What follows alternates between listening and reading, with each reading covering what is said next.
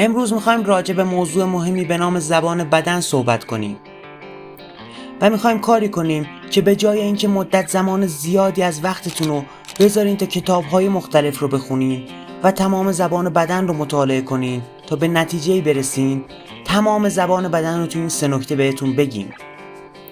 سلام و درود، خوش اومدین به کانال خودتون. بیشتر وقتها تمام جسم ما با حد اکثر توانایی که داره میخواد یک موضوع رو به دیگران انتقال بده. به همین دلیله که برای داشتن ارتباطی هوشمندانه و بهتر با دیگران یک بار هم که شده نگاهی به ماجرای زبان بدن باید بیاندازیم. میخوام نکات زبان بدن رو در 3 نکته خلاصه کنم. نکته اول، نمیتونیم با زبان بدن راست رو از دروغ تشخیص بدیم. عده بسیاری هستن که فکر میکنن با تشخیص زبان بدن میتونن توانایی تشخیص افراد راستگو رو از دروغگو به دست بیارن. حتی برخی از نویسندگان این مورد رو به صورت گام به گام در کتاباشون توضیح دادن. این در حالیه که چنین ماجرایی با حقیقت فرسنگ‌ها فاصله داره. در واقع ماجرا از این قراره که اونها نشونه‌های مبارزه بدن با شرایط ترسناک و نگران کننده را پای دروغگویی اون فرد میذارن. کسی که از این راز پرده برداشت یک روانشناس معروف به نام پل اکمن است که به دلیل 60 سال تحقیق در مورد دروغ و فریب میتونیم اون را به یک دروغ سنج متحرک صدا بزنیم. اکمن تحقیق مفصلی در این زمینه انجام داد و فهمید که حتی خبره ترین استادان زبان بدن هم فقط در 50% موارد میتونن فرد راستگو را از دروغگو تشخیص بدن. یعنی کسی که هیچ اطلاعی از زبان بدن نداره هم میتونه با انداختن سکه خودش رو به حد مهارت اونها برسونه. با این حساب اگر کسی به شما گفت که میتونه با دانش زبان بدن راست رو از دروغ تشخیص بده، حق دارید که چپ چپ به اون نگاه کنید. یک چیزی رو فراموش نکنید. به قول دیل کارنگی، نویسنده معروف آمریکایی که روانشناس هم بود، وقتی با مردم در ارتباط هستی یادت باشه که با مخلوقاتی منطقی در ارتباط نیستی، بلکه با مخلوقاتی عاطفی سر و کار داری. پس باید حق بدیم که گاهی زبان بدن از مغز پیروی نکنه و بنابر احساسات حرکاتی رو انجام بده. نکته دوم، انسان پیچیده تر از اونه که در یک کتاب بگنجه. مشکل کتاب ها و آموزش های زبان بدن اینه که بیش از اندازه قطعی هستن. مثلا اگر در مقابل کسی که 2-3 کتاب در مورد زبان بدن خونده دست به سینه بنشینید یا انگشتاتون رو در هم قفل کنید، او بدون تردید اینطور برداشت میکنه که شما در حال گارد گرفتن هستید و میخواهید با چیزی مخالفت کنید. این در حالیه که چنین حرکتی میتونه چندین و چند دلیل داشته باشه. مثلا چند سال پیش دستم دچار آسیب شده و این بار دوست دارم که دست به سینه بشینم و این فقط به خاطر دردیه که توی دستم قرار گرفته. با وجود اون که در ظاهر هیچ مشکلی نداشتم، اما اگر بیشتر از 5 دقیقه دستم آویزون میمون، آه از نهادم بلند میشد. به همین دلیل تا فرصتی گیرم میومد دست به سینه نشستم یا می ایستادم. موارد دیگری هم مانند حس و حال اون لحظه افراد، میزان سرما و گرمای محیط، نبودن دسته صندلی برای تکیه دادن دست، وجود باورهای مختلف و موارد بسیاری از این دست هستن که میتونن در عمل خودشونو به صورت دست به سینه نشستن نشون بدن. پس هوشمندی خودتون رو از یاد نبرید و یادتون باشه که انسان‌ها موجوداتی چند بعدی و غیر قابل پیش بینی هستند. با این حساب وقتی میخواین از تکنیک‌های زبان بدن برای ترجمه رفتارهای یک نفر استفاده کنید، دورنمایی از او، موقعیتش، محیطی که در اون بوده یا اکنون هست و موارد دیگه را هم در نظر بگیرید. نکته سوم، زبان بدن در مورد خودتون هم اجرا میشه. وقتی به سراغ یادگیری زبان بدن میریم، با خودمون فکر میکنیم که باید طرف مقابلمون رو زیر نظر بگیریم و به دنبال ترجمه رفتار او بگردیم. این در حالیه که اصل قضیه خودمون هستیم، نه طرف مقابلمون. در واقع ما همیشه با زبان بدن به خودمون پیام میدیم. البته اینو هم بگم که در 99% وقتها این کار رو بدون فکر کردن و به صورت ناخودآگاه انجام میدیم.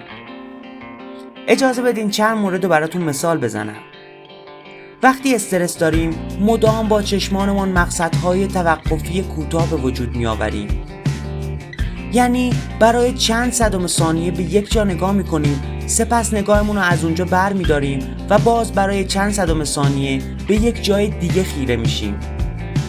چون از شدت نگرانی توانایی تمرکز کردن نداریم. مورد دوم، وقتی عصبانی هستیم نمیتونیم یک جا بند بشیم. گام هامون رو محکم و با سر صدا برمیداریم. انگار که زمین زیر پامون مقصر ماجرایی بوده که برامون اتفاق افتاده. یا یه مورد دیگه براتون مثال بزنم. وقتی خوشحال هستیم بی خود و بی جهت لبخند میزنیم. شاد و شنگول قدم برمیداریم و با انرژی سخن میگیم. چیزهایی که گفتم زیر به کرمان بردن بودن. چون شما در طول سالهای زندگیتون تک تک این احساسها حتی بیشتر رو تجربه کردید. اما به من بگین چی میشد اگه ما رفتارمون با خودمون رو مهندسی میکردیم؟